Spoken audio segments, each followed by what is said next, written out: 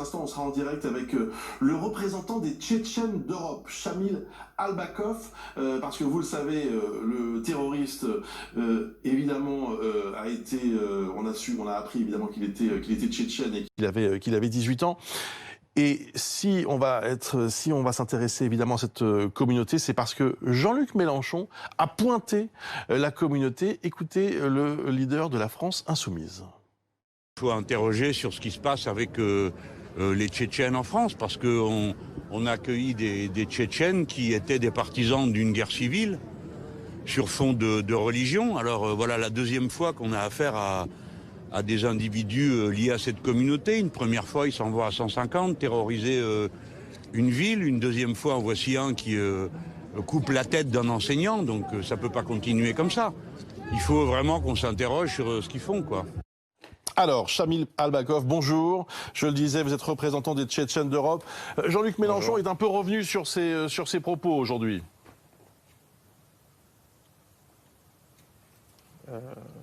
Oui, non, dans tous les cas, nous, en tout premier lieu, on souhaite de nouveau confirmer notre position qu'on a communiquée à toute la presse.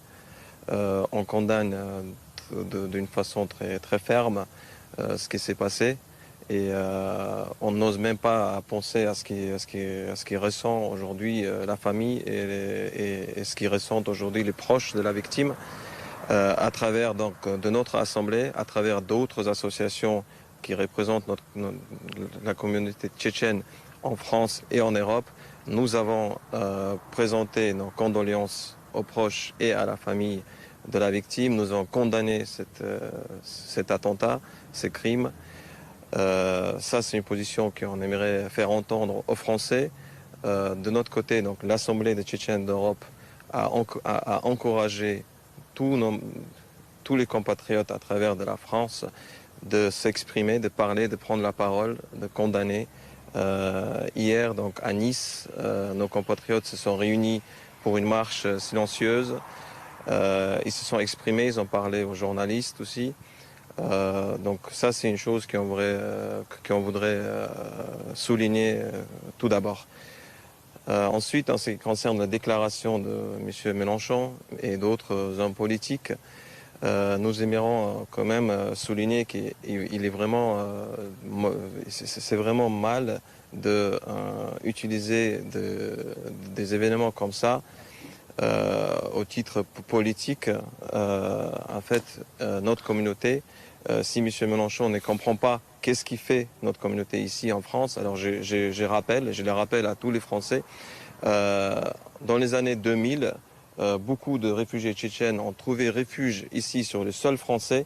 L'État français, les peuples français nous a accueillis. La France nous a donné refuge dans les moments les plus difficiles de notre histoire, quand 200 000 personnes, 200 000 civils ont été tués par un bombardement, par une guerre dévastatrice dans notre pays d'origine. La France nous a tendu la main et ça, c'est un deuxième point que j'aimerais souligner au nom de toute notre communauté.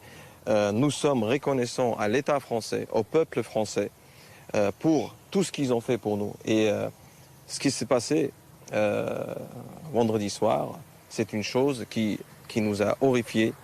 Et nous aimerions que les Français comprennent que nous condamnons cet acte et que nous ne sommes pas là pour s'aimer la terreur, s'aimer la peur.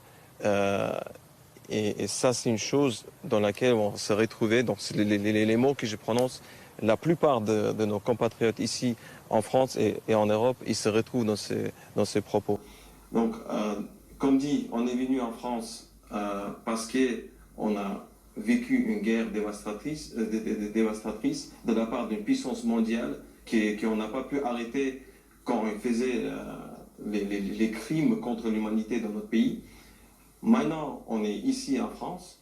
La plupart de nos compatriotes s'intègrent, ils apprennent la langue, ils travaillent.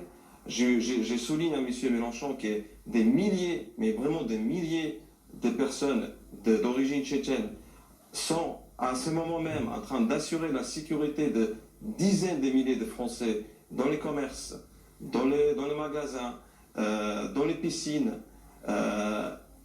et d'autres milliers de Tchétchènes sont en train de construire en France. Ils travaillent dans le bâtiment, ils travaillent dans tous les secteurs de la vie économique en France. Et c'est pas parce qu'il y a un jeune qui s'est fait manipuler par des radicaux, par des gens qu'on ne connaît pas et qui sont toujours anonymes, qui sont cachés, qui propagent leurs idées de haine et de violence partout. Et bien, c'est pas parce qu'une personne a cédé, a été manipulée par ces gens-là, il a commis cet acte affreux, que M. Mélenchon ou d'autres ont droit d'accuser notre communauté de telle façon. On est quand même dans un état de droit, on est dans un état de liberté d'expression, on est dans un état où les droits de l'homme sont respectés. Alors, je pense que c'est vraiment inacceptable que des gens parlent de cette façon-là. Est-ce que quand n'importe qui d'autre, par exemple un Africain ou n'importe, un Marocain, n'importe, c'est pas pour pointer du doigt quelconque communauté, s'il commet un acte criminel, s'il vend de drogue, s'il commet quelque chose, est-ce qu'on a le droit de poser... Parce qu'on a le droit de se poser la question, qu'est-ce qu'ils font ces Marocains ici en France, qu'est-ce qu'ils font ces Congolais ici en France, mais c'est complètement exclu, c'est interdit, c'est pas bon.